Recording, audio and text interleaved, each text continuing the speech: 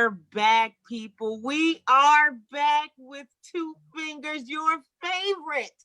And I'm never lying when I say this. Your favorite sports podcast roaming the airwaves, rolling with Ramos, is back. I happen to be the one that holds the last name Ramos. I like to specifically thank my daddy for that one. Specifically, Dad, I hope you know I love you. I miss you every day. Another NFL season without you. But I hope you saw. Episode 111. 111 of them things. In 2 weeks, we turned 4 years old. Can you believe it? I'm not going anywhere. You're stuck with me and him for that matter. Anyways, episode 111. My friend, my homie, I'm nothing without him. I can't do it without him because he's the star. Tristan, another week, baby. Yeah, it's another week. Crazy Super Bowl that just took place this past Sunday. So lots to talk about in regards to that. I'm excited to get this thing going. Our special guest today, and unfortunately, I couldn't wear what I wanted to wear because all my Rolling with Ramos gear, until I can fold it the way I want to fold it in his house and put it where I need to fold it, it wasn't ironed yet. But in honor, not just in honor of her, but in honor of the Carolinas, where I spent a lot of my time during the summer because my dad lived in Durham. Of course, we had a Carolina Blue edition, but I wasn't ironed, so I couldn't come through with it because she's here. But anyways, the only way you get your sports, and if you do, the only way you get your sports, especially in the Carolina, she even working now. And that's the crazy thing about it. The only way you get your sports if you're in the Carolina is if you're blitzing. Carolina Blitz's own, the executive producer, the host, the originator, the founder, all these different titles I can throw at her. Vashti Hurt, you are not a guest in my home, literally. You are not a guest here, period. But you're rolling around another one. What's going on? I always love coming on with you guys, so I'm happy to be here, and I am working because basketball hoop state. It seems like basketball never stops, but I'm glad to be on with you guys. The last time we spoke, we were trying to hopefully get back to work, so it's nice to see you back to work. Right. That's true. I'm looking forward to being back in the press box, though. Like, this covering games from the TV blows. Yeah. What can you do? I feel that. Well, if there's any bright side to where you think you might be going with this, if we're talking about the Super Bowl next, they were partying in Tampa, so there is no more COVID. So we're going to be moving on soon. It was a ball in Tampa. I mean, Florida wide open now, baby. Might as well have the world wide open at this point in time. What can you do? I was watching the TV cringing. Anyways, episode 111. This week, if you want to know who we named the episode after emphasis on the 11, she is one of the original players of the WNBA in 1997 when she joined the New York Liberty in the WNBA inaugural season. A talented ball handler and charismatic leader, her energetic play quickly endeared her to the fans and media in New York. In 1997, she was the first winner of the league's Defensive Player of the Year award. She won the title again in 1998. It gets no better than her. It gets no grittier than her. Episode 111. I'm pretty sure you figured it out by now. The Teresa Weatherspoon edition. That's right. And let's get right into this thing. 55.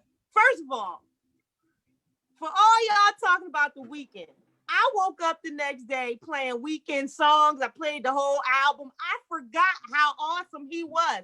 For everybody that hates that performance, it's the weekend. Oh, it was terrible. It was terrible. That's what he's known for. It went with him. It's the thing. Oh.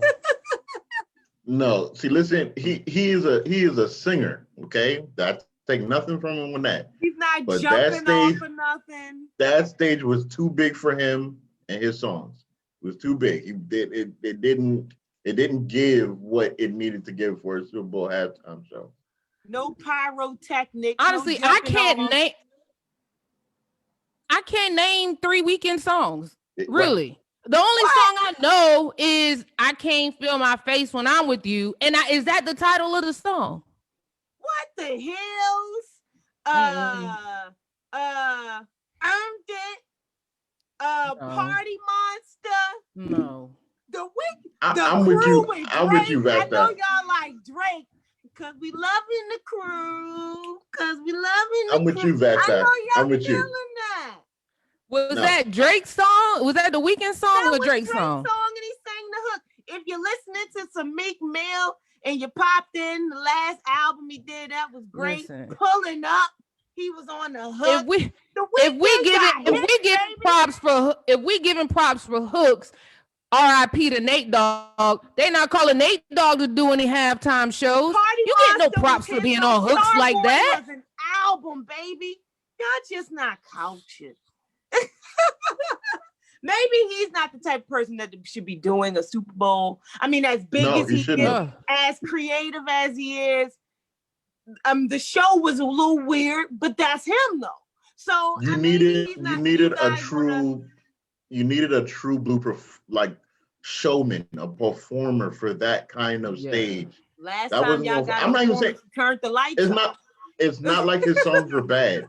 It's not like the songs are bad. They just didn't fit for that stage. It just wasn't for that stage. They could have gotten somebody else.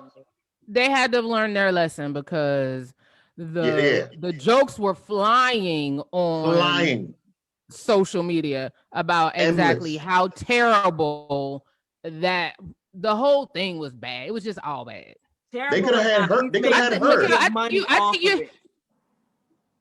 I think you're the only one who enjoyed it. For real. I'm not saying I totally enjoyed it. I'm not saying I was over here like, oh my God, I can't believe that he said that. But yeah, did I sing a couple of bops that I knew? Yeah. Did I think it was a little gothic and way over to the right somewhere? Yeah. Was the whole Super Bowl pretty much to me blah?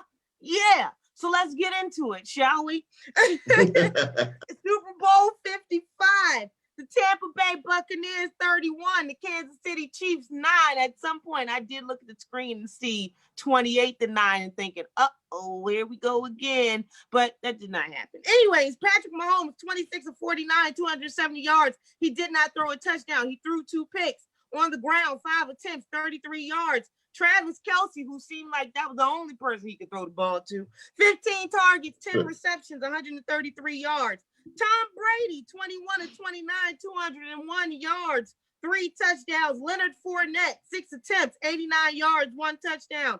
Rob Gronkowski, I forgot in some period of time, not to say that I really forgot, that he was a Buccaneer.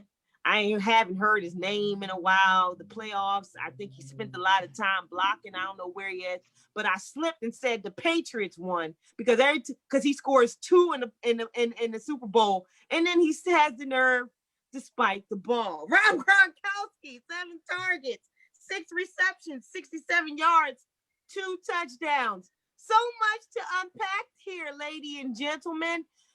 The GOAT, the young one. That defense, where do we start? Vashti, your thoughts, your concerns. Todd Bowles is where we start.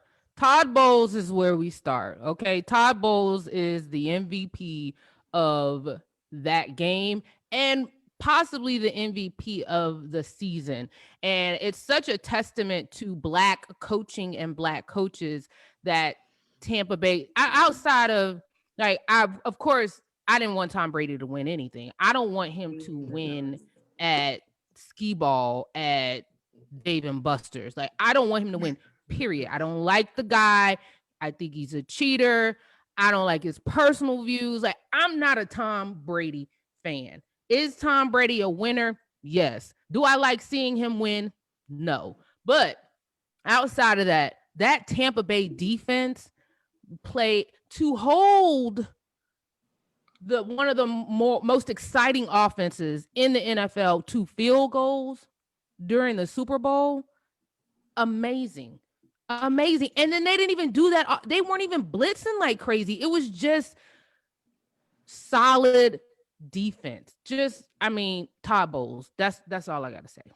What do you say to people? Because I went back and forth with someone on Facebook that said that they can't make an excuse for Kansas City, that they can't believe such a high octane offense, a quarterback at which they had, all the weaponry that they had. They can't put it past them to not blame them for that. They can't just put it all on the defense of Tampa Bay and give them all the credit. And I'm like, how can you not give them all the credit? I'm not saying they had the top defense in the NFL the whole season, but they stepped up to the plate when it mattered. What do you say to those people that aren't trying to give that defense any credit and are trying to more so place the blame on just the inadequateness of Kansas City on the other side? You can't. How can you not give the defense credit when they did what they did, when they held the king of the NFL right now in Patrick Mahomes and that crazy Kansas City offense? Like, people are like, after last year and this year, everyone was like, these dudes may go on a run and they might win Super Bowls for the foreseeable future. And for Tampa Bay to hold them in check during the biggest game of the season, I mean, I think it's absolutely crazy. And I do put some of the blame on the Kansas City offense. That line was putrid. Here in Carolina, we are very familiar with Mike Rimmers, who moved to left tackle and was left tackle for Kansas City. He was actually left tackle when the Panthers lost in Super Bowl 50, and he had a terrible showing, or he was left or right tackle, and he got his brains blown out. I mean, it was absolutely crazy. And Cam Newton was on the run just like Patrick Mahomes was on the run. So that offensive line was awful. So I mean, I would give the Tampa Bay defense more props than I would more props than I would place blame on Kansas City. But I mean, I expected so much more. I really did. Speaking of so much more, this was supposed to be the blockbuster Super Bowl. I mean, you got Patrick Mahomes over here. You literally got the future. And then you have Tom Brady over here. It did not live up to that. How much did it feel like Kansas City felt like it was an out-of-body experience? Because once that defense started rolling, it's like they never were able to recover. Patrick Mahomes, I personally believe the defense was great, but he still was ducking and dodging enough to throw some passes that he shouldn't even been passing. His receivers let him down. What does that speak to being able to kind of uplift and disorient a team that's not used to being in that situation? I mean, some of the throws that Patrick Mahomes was able to get off were absolutely crazy, which is a testament to him and his talent. And you're right, his receivers did him no favors. Like, in the Super Bowl, you have, even if it's not the best or the easiest pass, you have to make a play, and that's what you do on the biggest stage. I didn't want to see Tampa Bay win. I didn't want to see Tom Brady win, but even if they did, I wanted to see a good game, and I didn't even get that, and that was extremely disappointing. Yeah, the Super Bowl was kind of a blur to me. I'm with you, Vashti. And let's get this off our chest, because I'm with you, sister. Just because you do not want Tom Brady to win does not make you a hater. We all have Super Bowl picks. We all have opinions. I've always been the one to say anybody else but Tom Brady. Hell, I could kiss his rings for that much. If you want to bring down the king, you got to take away the king's stuff. So, I mean, if you want to beat him, if you want him off, beat the man. Do what you got to do. But I did not want them to win the Super Bowl neither. Buccaneers getting back to Tristan. The Buccaneers getting back to their past a little bit with some defense. How you feel about it? Patrick Mahomes and the Chiefs looking like they ain't never been here before.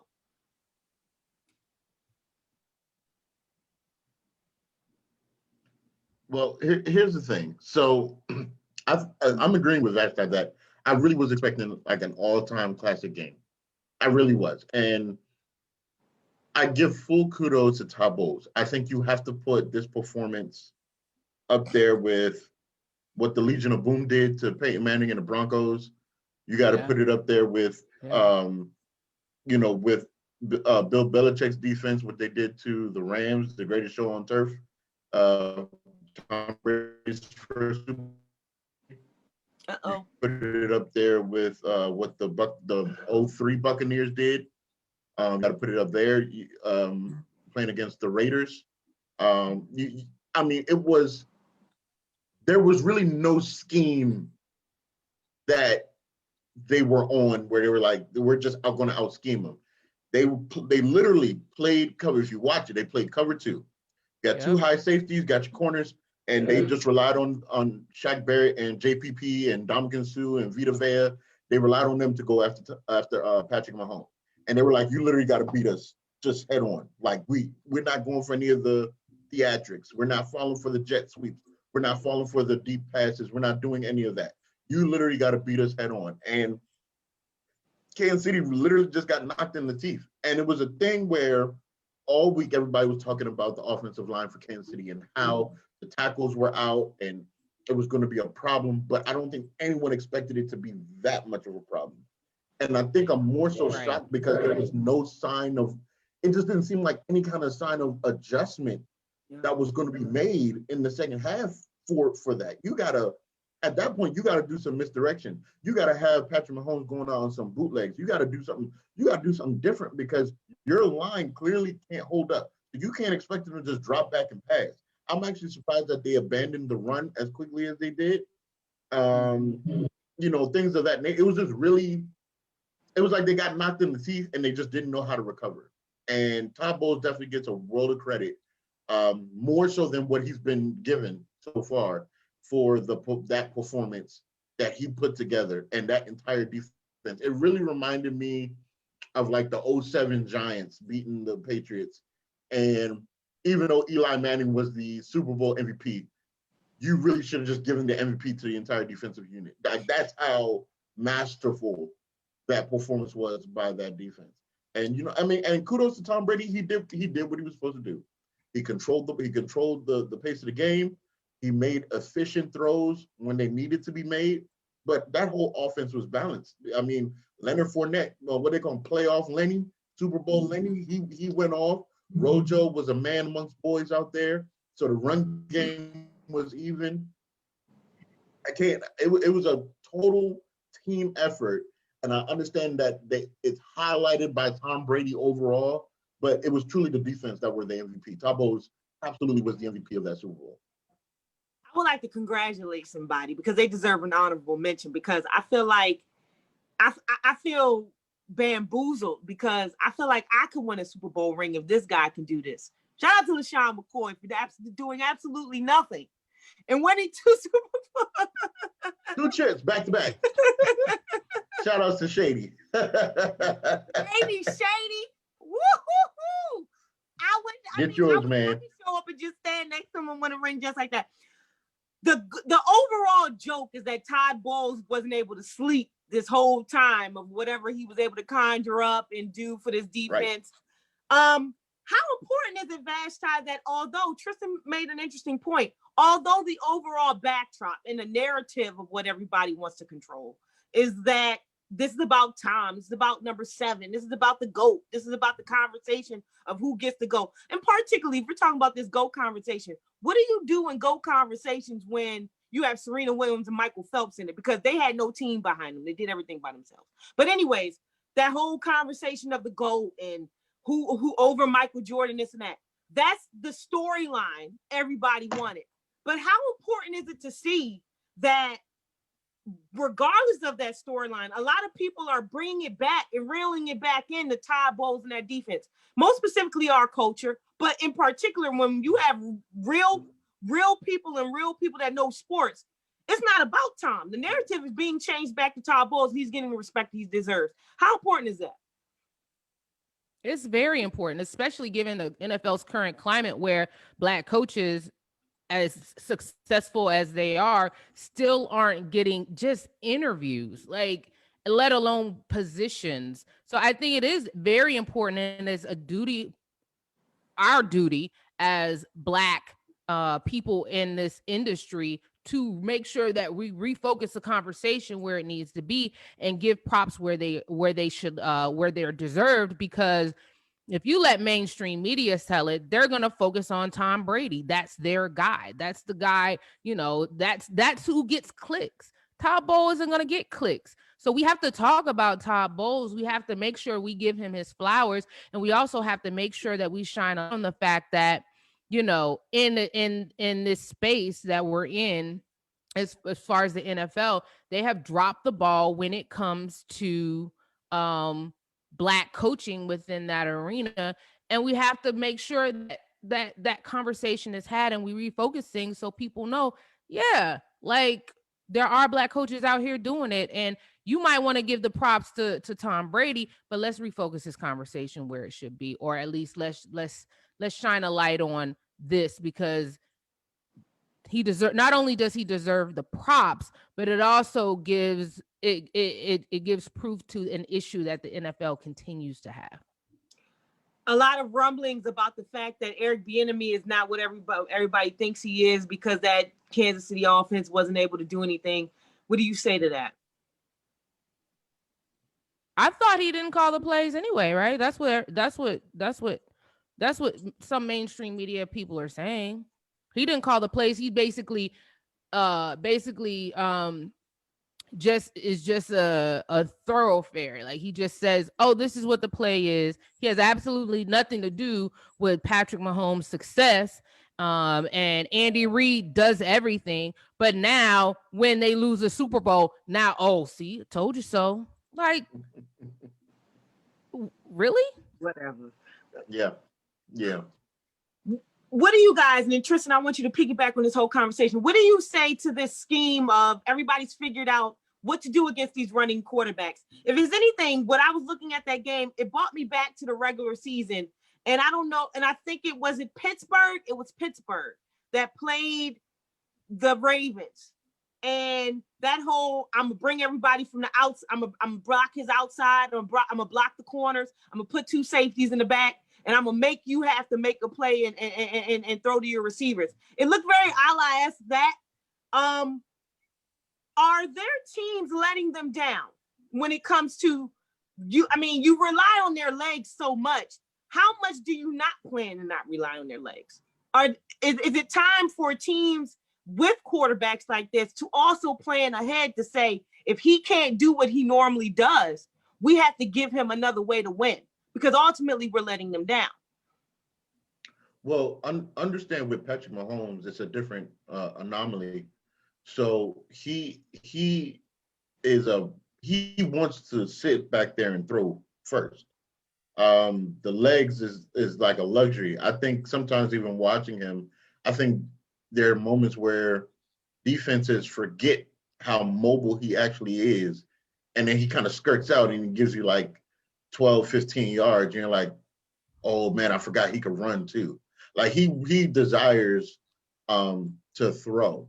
I think I can't look at this game specifically as a general outlook on the running quarterbacks in the league and what their teams are doing and not doing. I would more so put that on like Lamar Jackson, watching him in the playoffs, because I remember people talking about how poorly Lamar Jackson played, but people don't talk about the drops that his team had and the fact that they don't have a legitimate number 1 receiver. The fact that, when Yonda retired, that kind of shook the offensive line, and it hasn't gotten right since he retired last year. So there are moments like that I look at where, yeah, you could say, oh, he needs to throw better. Well, his players need to catch the ball. I mean, what you want him to do? I mean, it's easy to point at that. I think this game, Super Bowl, you look at Patrick Mahomes, like I said, he did throws that you literally can't make the video game do. Like, you can't force the game to contort the body the way he did it in the Super Bowl. And there were at least 3-4 touchdown passes that were dropped. And it's just, and that's really what it is. Robinson dropped the potential touchdown. Tyreek Hill, it smacked him square in the face mask. He dropped the touchdown. I think he dropped 2. So it's, but we look at Patrick Mahomes and everybody's looking at, well, he had drop passes. He didn't have offensive line help. But looking at Lamar Jackson, that was a similar state. But we pile on to Lamar Jackson for his quarterback play, when all I've seen from Lamar Jackson is him improve playing quarterback every single year. I'm excited for what he's going to do this year. So in regards to the athletic quarterbacks, we just have to understand that though they have the ability to run, I'm pretty sure all of them are going to want to be able to sit back and throw the ball. I'm pretty sure all of them want to be able to score as many passing touchdowns than rushing touchdowns.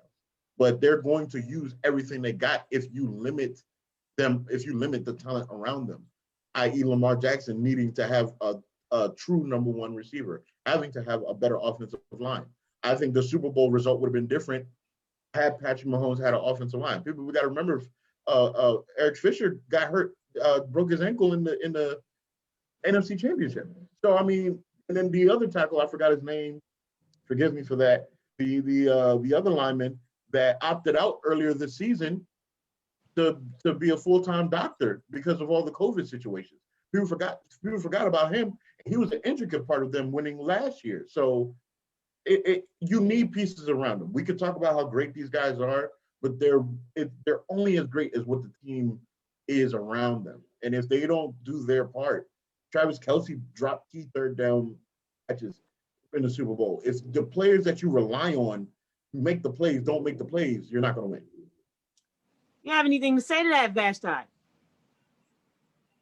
I usually agree with what Tristan says. Like, I think he was spot Why don't on. y'all give me some damn time? For real. I appreciate you, Vashti. He's spot on. He's spot on. And, you know, you can place blame several places, but like you said, I mean, you got to make plays. And in that situation where you know you might be struggling on the offensive line because of injury, you really got to step up even more. And they didn't help him out. Well, let's talk about your favorite subject then. If you have nothing for me there, let's talk about your favorite subject, because we have to talk about him because he put up 7 of them things. And, you know, we got to talk about Tom Brady. I've never been a Tom Brady enthusiast. Like I said, it could be anybody else but him. However, I will say this. The beauty, we can talk about him being on the field and what he does on the field. But the thing that has gotten me, that's been very important for me to see, that I hope everybody pays attention to, is his ability to mastermind his longevity.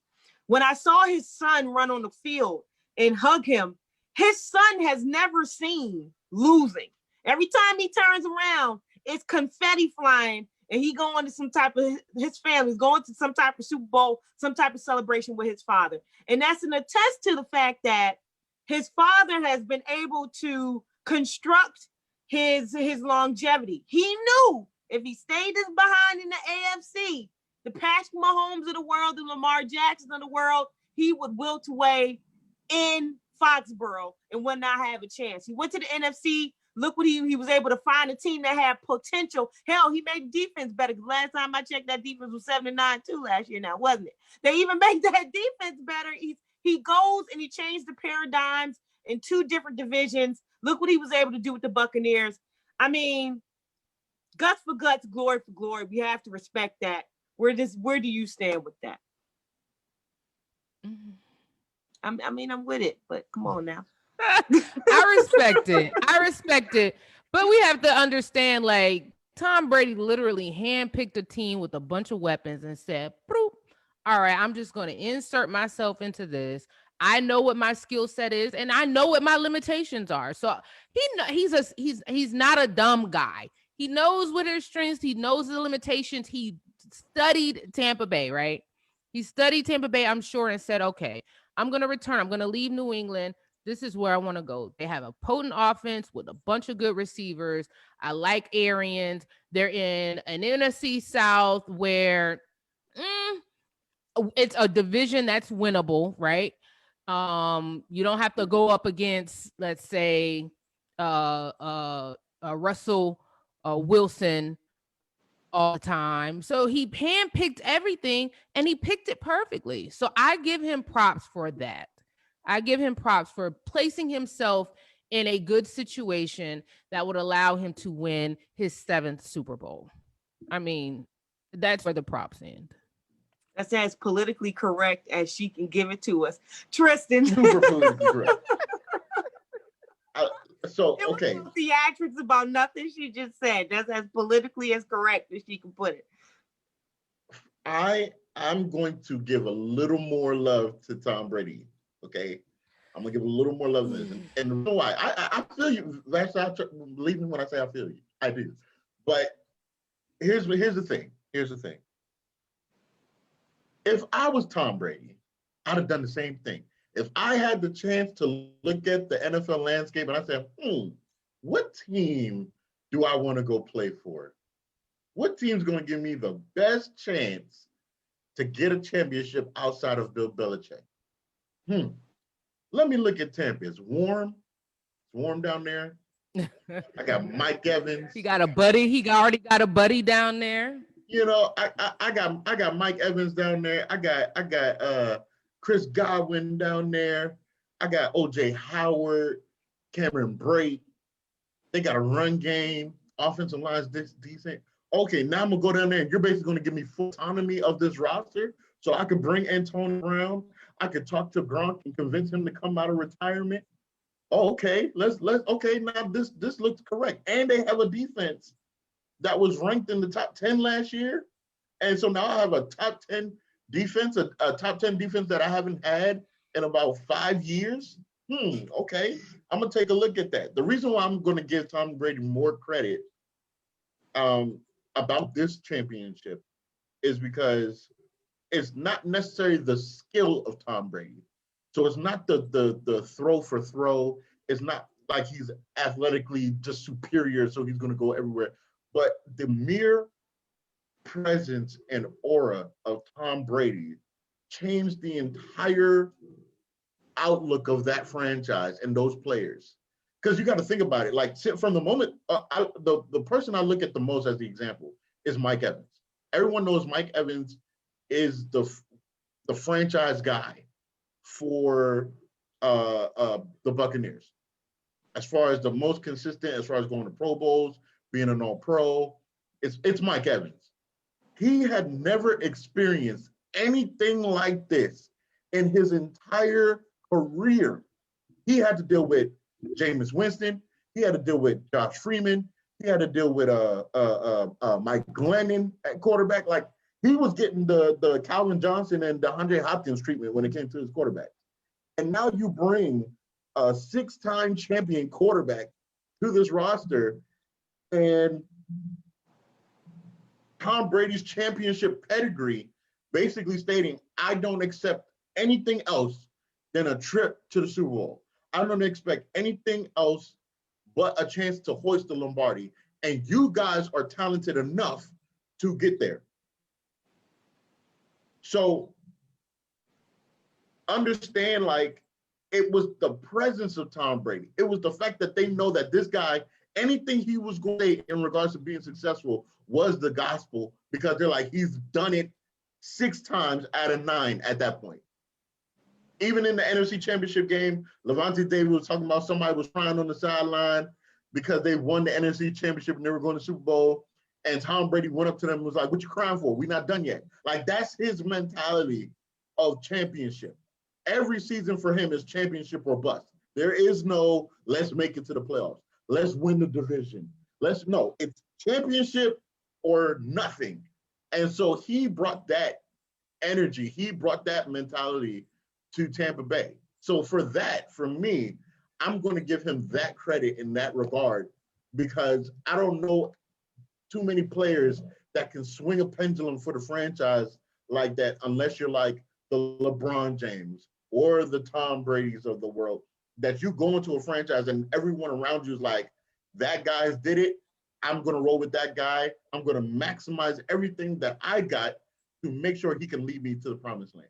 And that's my credit for Tom Brady, for him getting those 7 championships. I think he proved that although Bill Belichick is a great coach, I take nothing from him. There were a lot of factors that played into the season that he had for the Patriots, but just like I tell everybody, you can have a masterful system, but someone has to be the person to master that system to the point to maximize it to the best of its ability. Someone has to be the key ingredient to make that system the best possible system it can be. We saw it with Phil Jackson in the NBA, the triangle offense. It wasn't run as well unless Michael Jordan ran it, unless Kobe Bryant ran it. It took a special person to maximize it to the best of its ability.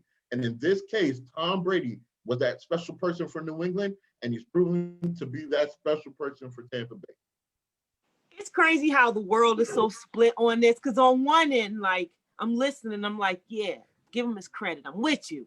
And there's a whole bunch of other people saying the same thing. But on the other end, I was like, you're purely playing the violin here. I'm like, listen, it sounds like I want the man to retire. Womp, womp. I wanted the man to retire. I get it. And I understand and I get it. You got to get this man his props. You got to get the hell out of the way. You got to shut up. But then you can also, but it's also Tom Brady. You got a lot to say. I'm looking at a lot of his Super Bowls and I'm thinking, when I was wanting Kansas City to win, who I picked, I was like, hopefully they play 4 quarters of game and hopefully they don't self-destruct. EI, throw a pass when you got beast mode or do something stupid. Because the last couple Super Bowls, Tom Brady was sitting on the bench hurting and the other team gave it away. I want to ask you guys a question because this goes with the Super Bowl. The NFL, in its personal handling of COVID of this year, they basically said, we know y'all gonna get it. We're gonna let y'all get it. We're gonna let y'all go get better, get the hell out of the way, but you're gonna come back. We're not changing no game. We only changing games. We're not canceling games. We will get to the Super Bowl. A lot of after effects. You saw Lamar Jackson still have some, and Cam Newton in his own right. I think part of the reason why things didn't go right in New England because that COVID kind of, the after effects, he couldn't get himself back together. And a lot of people say after that you can't. Their handling of COVID-19, they had a lot of cardboard fans in that stadium, but they also had a lot of fans in that stadium. There was still allowed a lot of parties. If you looked at Tampa Bay, there was no mask. They was out there chilling and celebrating, beers flying. I'm like, what is this? I thought this was another country. This has not been America the last couple of years. Their handling of COVID, and if something happens and it spikes as a result of what happened in the Super Bowl, will they have to take the blame for that, or you can't put the blame on football? Absolutely, they could take the blame for that. You know, no question. The NFL they're not. I was shocked at how many fans were in the stadium. Now there were cardboards, but there were several fans that were gathered in and close to each other. I don't know what the city of Tampa did as far as like restrictions, club restrictions, but I know somebody who went down there and it was like popping, like what pandemic? And so if there is a spike directly related to this event and how it was handled, absolutely the NFL has to be held accountable. They won't take any blame for it though. They're going to say, well, our players did not get COVID. Our staff did not get COVID. And they don't care about what all of that other stuff. They care about their product and what's on that field and the money that generates.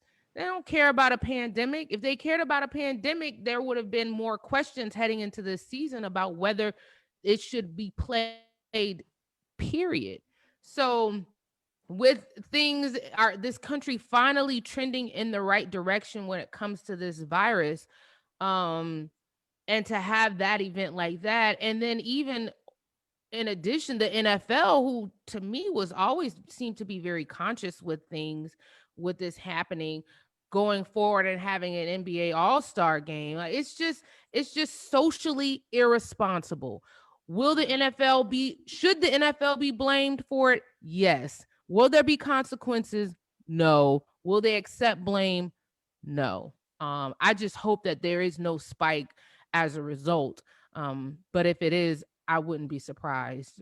I mean, the NFL doesn't care. A lot of people in this country don't care about this pandemic, and it shows. We see it on Instagram. We see people out in clubs. We see people at large gatherings. We see people acting like life is normal, and that's why it's taken us so long to get back to normal, because people have handled things very selfishly when it comes to this pandemic. Yeah. I hate seeing all these celebrities talking about take it seriously, and they don't take it seriously until they got it. But yet you was out here promoting the club. EI Shaq and Cardi B and all them out there, love them. But we'll see what happens with that too. One last thing.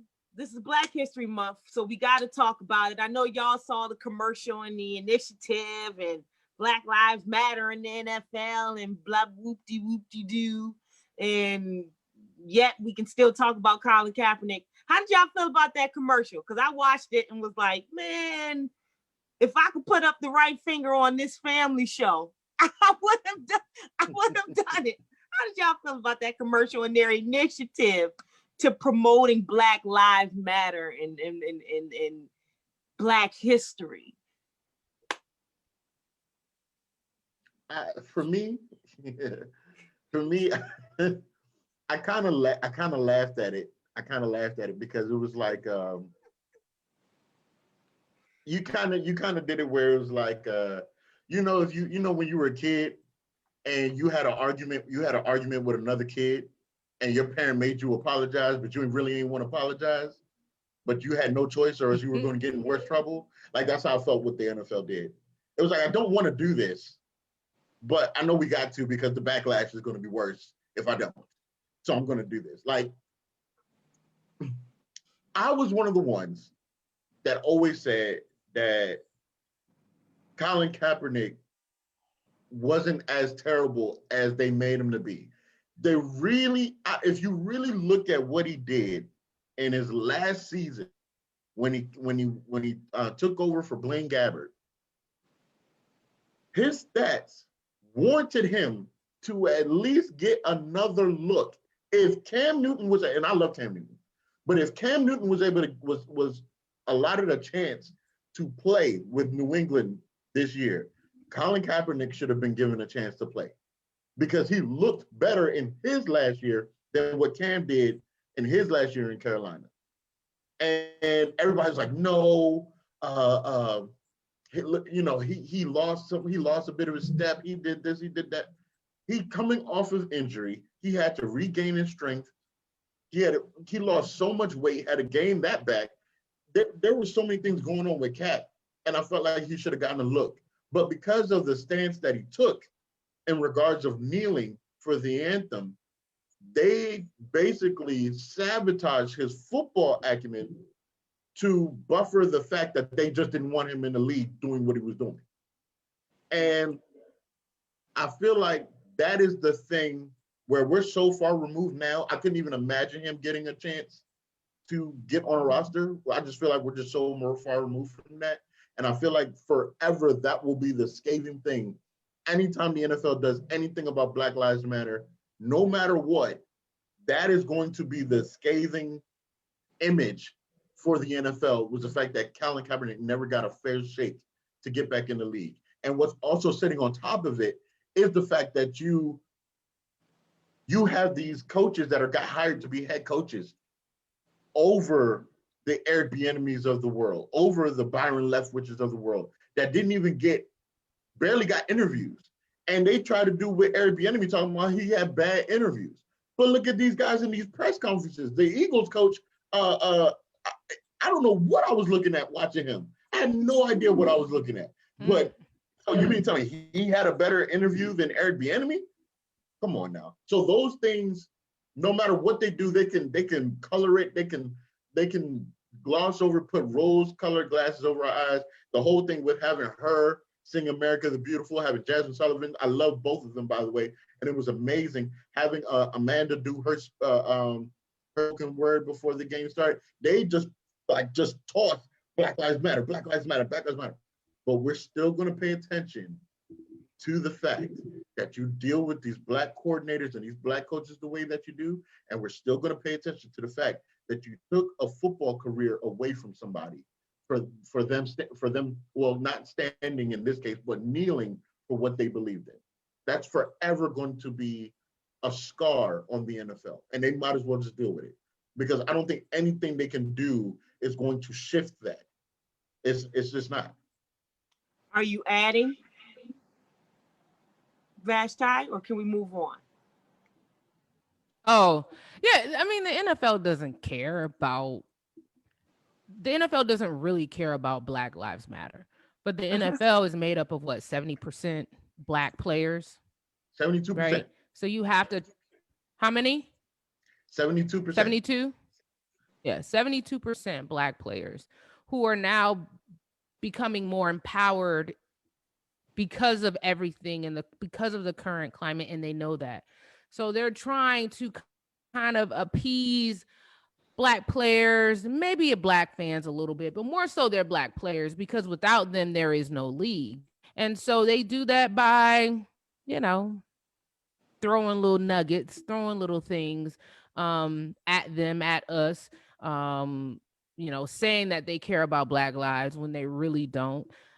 Colin Kaepernick, it's crazy because now they're trying to, I don't think that they're trying to make up for how it was handled.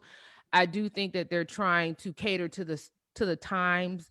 And right now it's on trend to say Black Lives Matter and acknowledge our struggle as Black people in this country. It's on trend. So it's acceptable. Colin Kaepernick was doing it when it wasn't acceptable. And they had to send a message at that point to players in the league to say, listen, you're going to tote the line. Isn't that what Jerry Richardson said? You're going to tote the line, hold the line or whatever. And if you get out of place, then we're going to make an example of a Black quarterback, but it couldn't just be a scrub quarterback.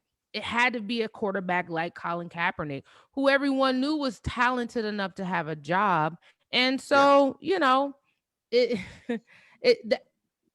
NFL did what they had to do to make sure that they kept players where they needed to keep them.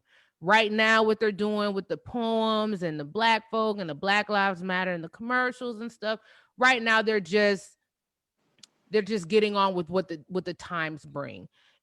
If this subsides, which I hope it doesn't, and it's our job to continue to make sure that we push this forward, then the NFL will continue to do it. But as Tristan said, their handling of Colin Kaepernick will forever be a stain on their legacy, to me, and as well as it should be. I'm just interested to see, sooner or later documentaries are going to start coming out, and and these players who are no longer in the league are going to start speaking out about what's happened. That's when we're going to get the real about all of the inner workings of what happened with the NFL and what they did to try to make sure, what they did behind the scenes to blackball Colin Kaepernick. That, how we handle that when we get the real true story, that'll be a testament to us as media members and those who enjoy the product that they put out. Speaking of media members, this is the last thing we're going to talk about, because we're going to have to move on to some NFL honors. Byron Leftwich, Todd Bowles. Byron Leftwich, Todd Bowles. Every Black person isn't the same. Every Black person is the same Black person.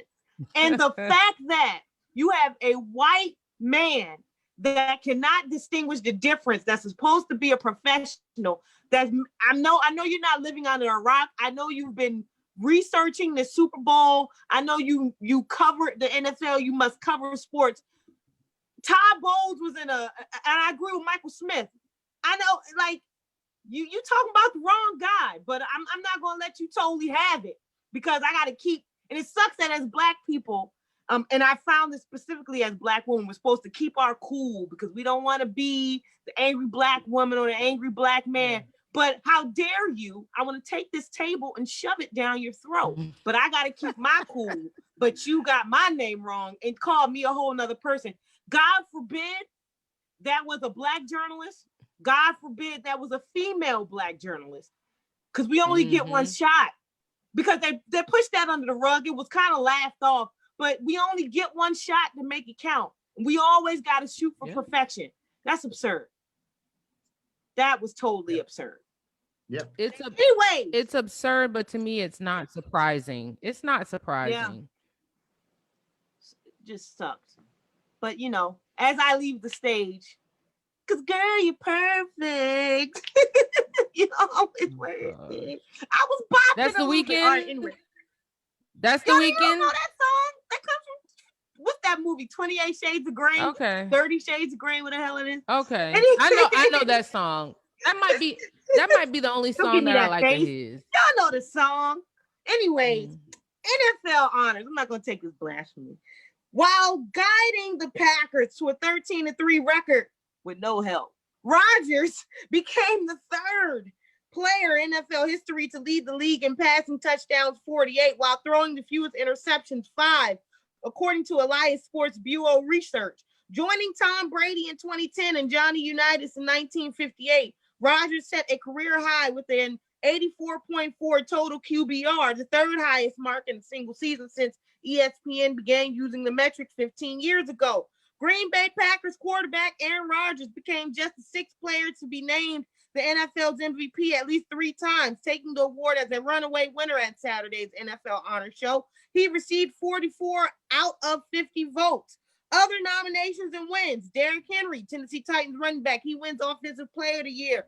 Aaron Donald, no surprise there. Los Angeles Rams defensive tackle, Defensive Player of the Year. Los Angeles Chargers quarterback Justin Herbert and Washington defensive end Chase Young were honored as the NFL's top rookies at offense and at defense. We all know that Peyton Manning's Man of the Year award, I mean, I think at this point, Russell Wilson just wants to carry, just wants to have Sierra on his arm. I'm pretty sure he wants to win the championship, but if he doesn't, he's winning. He got a nice little family, and his son's adorable. But anyways, Walter Payton's Man of the Year award goes to Russell Wilson. 2021 NFL Hall of Fame class: Peyton Manning. Shout out to the Pack: Charles Woodson, Calvin Johnson, Megatron, Drew Pearson, Alan Faneca, Bill Nunn. John Lynch comes to Tampa Bay, comes home. It was a big night for Tampa Bay as they won the Super Bowl. John Lynch is in there, and Tom Flores. You guys are feeling it all? I was happy with the Hall of Fame nominees for sure. I was definitely happy with that. I'm trying to think if there was anybody that was on the cusp that I felt like should have got in, but I think this is the first time I've actually was satisfied with who got in. If I had to pick a shocker in that regard, was Calvin Johnson, only because I didn't think he was going to be first ballot. I just thought he would have got in like next year. I didn't think he would be a first ballot because it was so short. Everybody else that kind of had relatively short careers, I could think of like Terrell Davis and so forth. Terrell Davis was a 2,000-yard rusher, Super Bowl MVP of the league, 2-time champion. So even though his career was short-lived, he maximized everything for his career. Everything you would want to achieve, he did it for that position. So for Calvin, never really having any playoff success, albeit it wasn't his fault, but never having playoff success, never being the champion. We just knew he was a freak of an athlete and a wide receiver. Probably arguably between him and Randy Moss, possibly of being the most unstoppable, unguardable receivers ever. I thought he would have got in next year, but it's cool. I was satisfied with that. In regards to the NFL honors, the only thing, and I know Mikkel, you know me, you talk, and I tell you about the wonderful world of Twitter. And people love to have arguments with me, and I live for them. It's okay. It's fine. My pastime. Blocked. I ain't got the time. Listen, I haven't blocked or been blocked for 2021. We're on a good streak. So now, in regards to TJ Watt and Aaron Donald. Now this is my thing. Okay. For the Defensive Player of the Year, I said that TJ Watt should have won. I didn't go as far as saying TJ Watt got robbed. I didn't go as far as to say like TJ Watt got slighted, none like that, because Aaron Donald is who he is. The reason why I felt that TJ Watt should have won Defensive Player of the Year is because I look at it as if you're saying Aaron Donald is Defensive Player of the Year, then you're going to have to give that to him for the next 3-4 years, because TJ Watt literally led all defensive statistical categories as a pass rusher. I think it was like 1 or 2. I'm not even counting interceptions because he's a pass rusher, but I think it was like 1 or 2 categories that he didn't lead over Aaron Donald. Aaron Donald had those 2. TJ had all the rest. I look at Aaron Donald as like the LeBron method. If you look at the NBA, you could say LeBron should be the MVP every single year, except they won't do that because they're like, you got to give the MVP to somebody else. Like, other people are having great seasons. You got to give it to them. That's how I feel about Aaron Donald getting Defensive Player of the Year for the 3rd straight year. Like, TJ Watt had a very, very good year. You got to award that when you see someone playing that great, even though you know Aaron Donald is the best defensive player. So if you're not going to do that, you might as well just lock in Defensive Player of the Year for the next 3-4 years, barring injury, is going to go to Aaron Donald. And I don't think that's fair. I think you got to award other people that title for that great season, because that means someone has to do a historically great season to overshadow what Aaron Donald's going to do, because he's always going to get his numbers. And him being a defensive tackle in that position, doing what he's doing, is out of this world. I mean, the only people that you could really speak to that played that way at that position would be like, I'm aging this a bit, but like people like John Randall, when he played for the Vikings. You could say maybe Warren Sapp. You could say in the early years in Ndamukong Suh, guys that were that dominant at that specific position.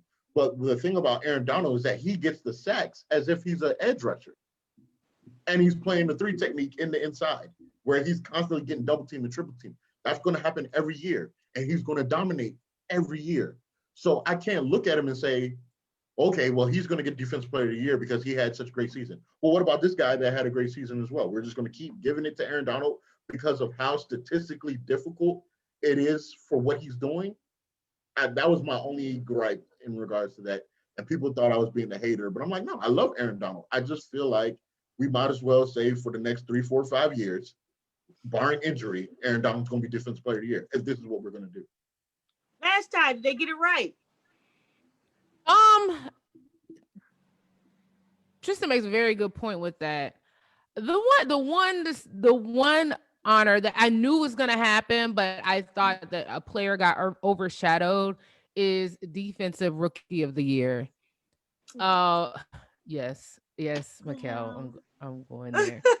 Everybody like I feel like Jeremy Chin was overshadowed with what he did. Jeremy Chin played at linebacker. Jeremy Chin played at safety. Jeremy Chin had an NFL record for 2 touchdowns in 1 game as a defensive player. Like, this dude was everywhere on the field and nobody was talking about him. Like, it was just like this foregone conclusion that Chase should have gotten Defensive Player of the Year. And the last time I looked at their stats, they were really on par with one another as far as statistical categories, except for sacks. And Chin is a linebacker and safety, so he's not really a guy who's gonna light it up as far as sacks are concerned. But I would have liked to see Jeremy Chin get a little more attention. I would have probably voted for him for Defensive Rookie of the Year. I agree with you on that. I also feel like Antoine Winfield Jr. didn't get enough respect. Yeah. He balled out all year. Yeah. He did not get enough respect. Shout outs to his daddy, because I know his daddy taught him everything he knows. That he was an awesome rookie. But I'm going to be was. biased that Chase Young won Defensive Rookie of the Year. So Yeah, of course, of I'll course. go against the Predator. Yeah, I'm just gonna be. Speaking of someone having a lot to say, and this is where we end the show. There's one Hall of Famer that had a lot to say about Deshaun Watson and his desire to want out of Houston. Of course, we're still trying to figure out what's going to happen with this, but this was his comments via Yahoo Sports. You get paid a ton of money to do a certain job and just do it and let the chips fall where they may. I think we make too much money to voice an opinion, but I'm not saying he's wrong. Again, I think it's a different day and time, and it'll be interesting to see how the organization handles it. This guy was Brett Favre. He had a lot to say about Deshaun Watson. How do we feel about that? Typical white man telling black folks to just shut up and dribble. You should feel privileged to just that we have just given you an opportunity to showcase your talent and we're actually paying you for it. Like, so you need to just feel glad that we're allowing you to make this money and sit there, shut up and follow the rules. Nobody said this stuff. Like Brett Favre wasn't a guy who was just quiet and shut up and dribbled and just, didn't make any noise. Like he famously was real nasty with incoming younger quarterbacks, and he dictated where he went. Nobody said this about Eli Manning, where he absolutely refused to go to was it San Diego? San Diego. Absolutely refused to go to San Diego and was like, nah, I'm not going there. Like, this is where I want to go. So there are tons of times where you have players who make decisions and dictate stuff when it comes to their career, and that's their right. But for him to say that he should just be quiet and just be happy with the amount of money that he's given and not have a voice outside of that is typical. It's not surprising, but it doesn't make it right. Shut up and play football, Tristan. How long we have to deal with this, man? Shut up and dribble, play football. We just supposed to use our faces to make your leagues and get nothing out of it. People that know me know that Brett Favre is one of my favorite players. Yeah. And they tell you all the time, they say if you live long enough, your hero becomes the villain. And listen, I was upset when I heard that from Brett. I was like, really, man? Really? Ryan Clark, I was upset. Ryan Clark ripped him. I mean, you couldn't just be chilling, keep doing your copper fit commercials and relax. Yet you had to come in and make a statement like that. Like he sounded like when an old guy come, like they bring an old guy back into something and he's like so out of touch with what's going on. That's how I felt when Brett Favre said what he said. It was just like, have you been watching television? Have you been hearing the news? Have you been seeing what's been going on, Brett? You know what I'm saying? Like, how can you really sit there and say something like that? And again, what Vashti said, you literally held two franchises hostage because they didn't know what you were going to do. They had no idea what you were going to do. Like the Vikings literally waited till training camp. Mind you, training camp is in July. They waited till training camp for you to make a decision whether he was going to come. And then they brought you on a plane and it's like, yep, Brett Favre's a starter, no question. Like you of all people should have known better than to say something like that because you literally dictated where you wanted to go, what you wanted to do. So it was so disappointing. I hope someone spoke to him since then to kind of get him so squared away. Just stick with the copy fit. I love you for the copy fit commercials. Stick with the copy fit commercials. Your favorite land of Twitter. Someone said to me that Deshaun Watson would be stupid to walk away from the money that they would give him. But I mean, they gave him money before on the intent that they would build around him. So you're telling me that I got to sit here and wait for you to do the right thing? You couldn't do the right thing months, years ago.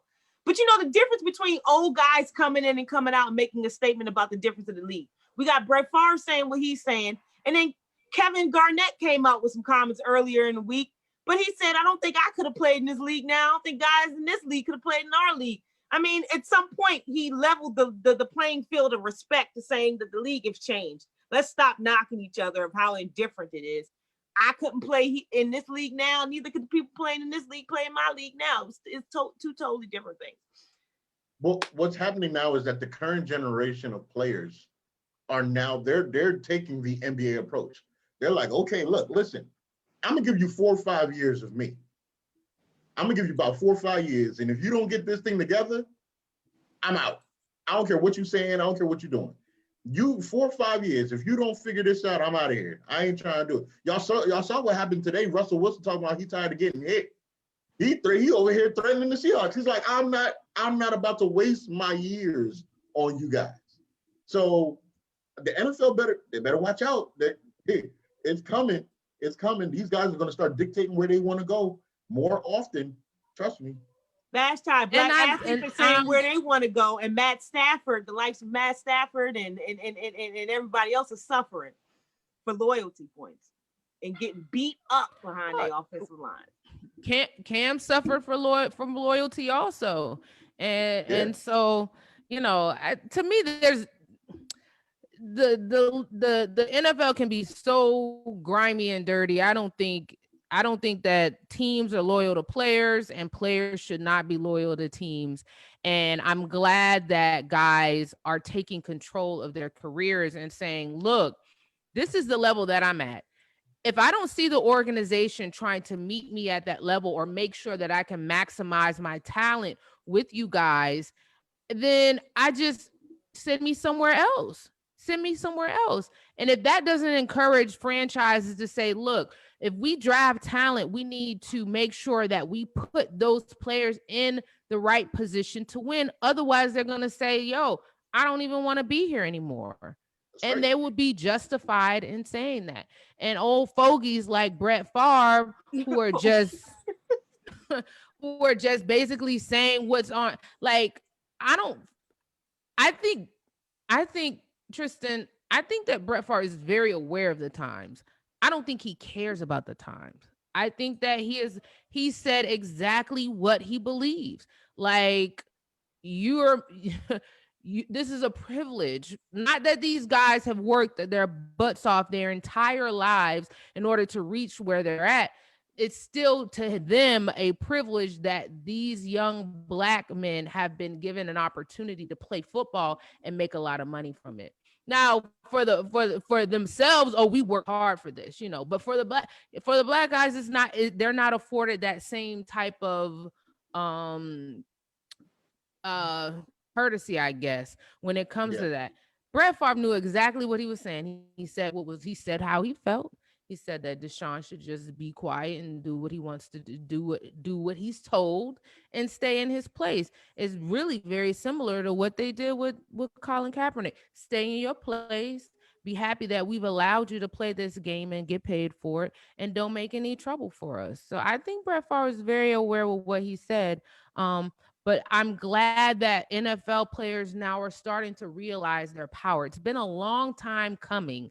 Long time coming. And I think that they collectively need to continue to get together. Like last year, when they came out with that video and made demands of the NFL commissioner, I was blown away. I was like, whoa, these guys are starting to finally get it. And so I hope that they continue along those paths. And with Deshaun Watson saying, first of all, you don't even bring a Black coach in for an interview. He knows the culture of that Texans team. He knows the what did the owner say? You don't want the inmates running the prison, running the jail or whatever. He knows that culture. He knows where he's at. He knows how they believe, probably more so than what we even experience here, getting reports from the media. It's probably even worse than what we can imagine. And he doesn't want to be in it. And I don't blame him. And we're done here. A little bit of controversy. Tyrann Mathieu and Tom Brady going back and forth. I kind of enjoyed that. Now, I don't know if he said something or not. He said something because Tom Brady is not the type of player to issue a public apology the way that he did. He not only said he told the media that he issued an apology written, he called him, and he wants to apologize to him in person. Matthew will not say what Brady said, but I'm sure if it came out, people would be up in arms for Tom Brady to be that, for Tom Brady, the way that he doesn't apologize for not shaking hands. He doesn't apologize for chewing out his teammates in the middle of the game, but he's emphatically apologizing to what he said to Tyrann Mathieu.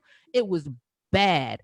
And if I were Matthew, I'd put it out there, but it doesn't seem like he's going to put it out there. But he definitely said something reckless. I know he should put it out there because I felt bad for him that a lot of people were saying, oh, now you want to pull the race card. And he said something that he said that, and it's reminiscent of, I forget, Helmet Guy and Myles Garrett and him saying, oh, he called me a racial slur. Now he's pulling the Myles Garrett card. But we're not going to always think just in the heat of the game. In the heat of the game, that's the only thing you can say. That's the only thing. You can talk about my mama. You can talk about anything else. You can talk about my feet, anything, whatever you want to do to feel like you got an edge. But that's the thing you use every time. Come on now. You were not that mad. You're not that competitive. You can leave that. You can leave a specific N-word out of the situation, or you can leave a specific racial slur, whatever you say, out of the situation. Talk about everything else, but that's what you choose to talk about. You know what you're talking about. You know what you're using. Tom Brady is one of the most trash-talkingest players in the history of the NFL. It just doesn't get put out there because he does this whole jolly gee whiz image when he talks to the media. But he's one of the most savage, trash-talkingest people in the NFL. Players talk about it all the time, but for him to, so just like Vashti said, he don't apologize for being Psycho Tom. He doesn't apologize for that.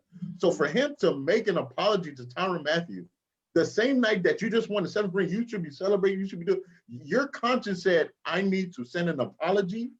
You said something very vile. You said something very vile. You said something that was very little below the belt. Absolutely. Absolutely. I want to know what it is. I want to be able to do what I want to do.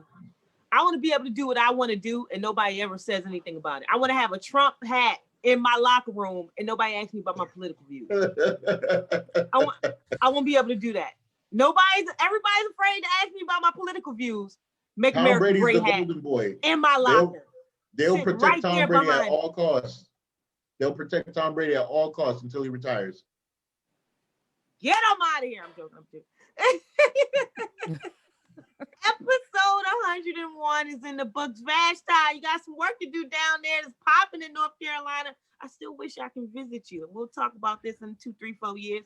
We'll get up sometime soon. Vashti had fun in Charlotte. I gotta get this. Anyway, tell the people where they can find you. It's all about publicity. If you want the free one, FREE. Of course. Tell them where they can find you. Yes. So CarolinaBlitz.com. We cover all things Carolina sports. So you can check out our website. Of course, there are new articles that go up daily. And then on social media at Keep Blitzing, or you can search Carolina Blitz on Twitter, Instagram, Facebook. We're social. We're on all those mediums. So Coach K feet fire every game. I be watching your post on him every you watch Roy his Williams. kicks, Roy Williams. Pure fire. We will take a break next week. It's called a winter break. We need some time off. We need to refuel for you guys. But when we come back, 4 years of them things, we may have a guest. We may not. We may get real intimate. Just have me and Tristan because you're used to us and you're used to seeing our faces and we want to be around y'all. But we'll figure out what we're gonna do. But 4 years of them things when we come back. And I'm gonna say it like I said every week, and I don't care if it does not rhyme. I remember Kevin McHale. See you next week. Tristan, see you. Enjoy your time off. I'm not even gonna text you. Yes, you are. I'm lying. Vashti, it's been a pleasure. America, peace. Thanks for having me.